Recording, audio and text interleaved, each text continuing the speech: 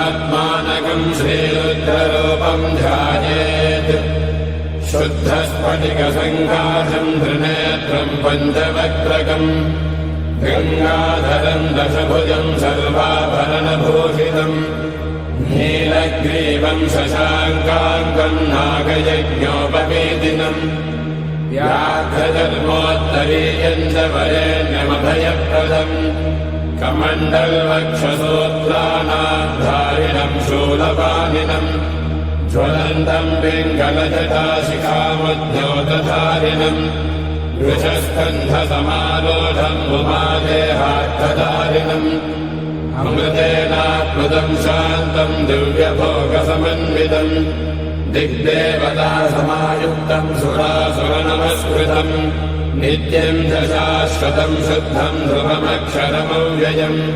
सर्वव्यापिनमीशानम् रुद्रम् वै विश्वरूपिणम् एवम् ध्यात्वा द्विजः सम्यक् ततो यजनमालभेत् अथातो रुद्रस्नानार्चनाभिषेकविधिम् व्याख्यास्यामः आदितयेव तीर्थे स्नात्वा उदेत्य शुचिः रजतो ब्रह्मचारी शुक्रवासादेवाभिमुखः स्थित्वा आत्मनि देवता स्थापयेत् प्रजनने ब्रह्मा तिष्ठतु पादयोर्विष्णुस्तिष्ठतु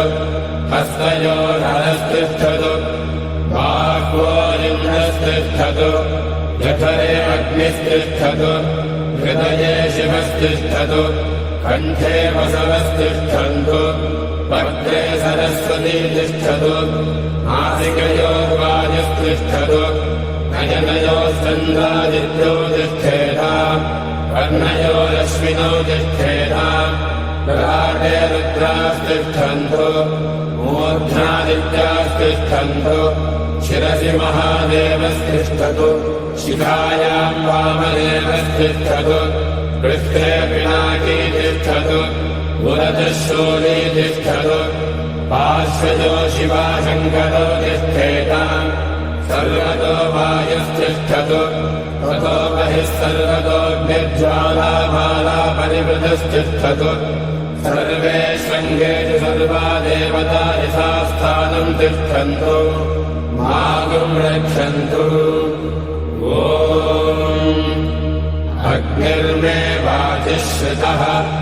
वाहृदये हृदयम् मयि अहममृते अमृतम् ब्रह्मणि वायुर्मे प्राणे श्रितः प्राणो हृदये हृदयम् मयि अहममृते अमृतम् ब्रह्मणि सूर्यो मे चक्षुषि श्रितः चक्षुर्हृदये हृदयम् मयि अहममृते अमृतम् ब्रह्मणि चन्द्रमा मे मनसि श्रितः मनो हृदये हृदयम् मयि अहममृते अमृतम् ब्रह्मणि दिशो मे श्रोत्रे श्रिताः श्रोत्रगुम् हृदये हृदयम् मयि अहममृते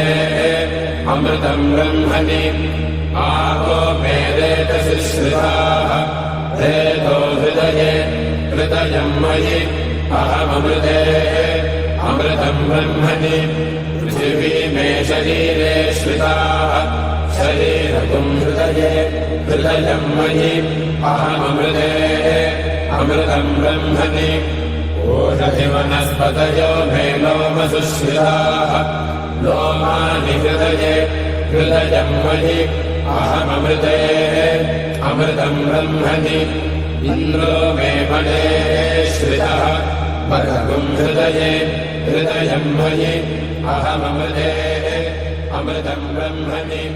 पर्जन्यो मे